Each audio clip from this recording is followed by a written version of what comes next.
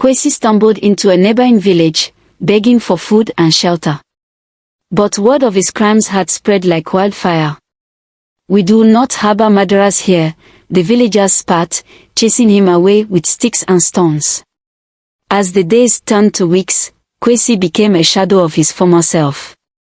He grew thin and weak, his once booming voice reduced to a hoarse whisper. The forest, once his place of rituals, became his prison. One night, as he sat by a dying fire, he saw a figure emerge from the shadows. It was a young girl with bright eyes and a radiant smile, Oma. "You cannot run from justice," she said softly, her voice filled with both sadness and power. Kwesi screamed, trying to flee, but he tripped and fell. When he looked up, the forest was silent, and Oma was gone.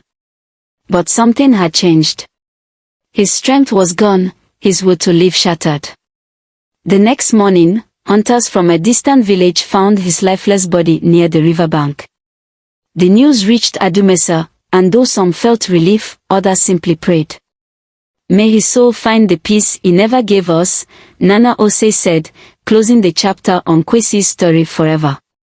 Adumesa was forever changed by what had happened. The story of Pastor Kwesi became a cautionary tale, told around evening fires and passed down from elders to children. But the story of Oma, the little girl who had been taken too soon, became one of hope and resilience. The villagers decided to honor Oma's memory in a special way. Near the baobab tree, they built a small shrine dedicated to her. It was simple yet beautiful, adorned with flowers, white stones, and carvings of children playing happily. The shrine became a place where people came to reflect, pray, and seek guidance. Nana Ose, who had grown frail but remained sharp-minded, often sat near the shrine, sharing Oma's story with anyone who would listen. "Oma may have left us, but her spirit watches over Adumesa," he said one day, his voice trembling with emotion. "She reminds us to stay vigilant and united, to trust but verify, and to never let darkness take root again." The baobab tree, once withered and lifeless, now stood as a towering symbol of the village's resilience. Children played beneath its shade, their laughter filling the air with joy. Birds nested in its branches, and its leaves were used to make medicine, bringing health and healing to the community. The village also instituted an annual day of remembrance. Every year, on the anniversary of Oma's disappearance, the villagers gathered under the baobab tree. They sang songs, danced, and told stories, not just of Oma, but of the strength and unity that had saved their village.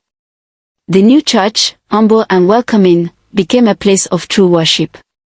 There was no pastor to lead, only the people, who took turns reading scriptures and sharing words of wisdom.